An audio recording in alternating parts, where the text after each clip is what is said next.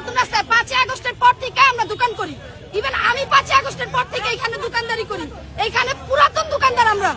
উনারা কতদিন হয়েছে দোকান করতেছে?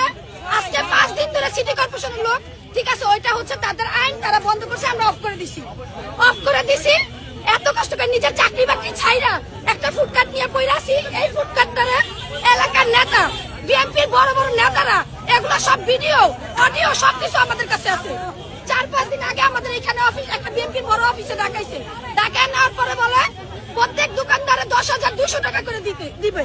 আমরা এখন আমি যে দোকানটা চালু করছি, দোকানে স্টিকার করতে পারি না, দোকানে চেয়ার কিনতে পারি না, এক একজনের বাসার ভাড়া দিতে পারে না।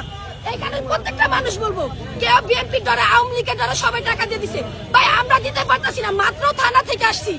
এবারে থানার ওসি ভালো, আমাদেরকে ভালো ভালো বলতেছে যে হ্যাঁ কেউ টাকা চাইলে আমাদেরকে বলবেন।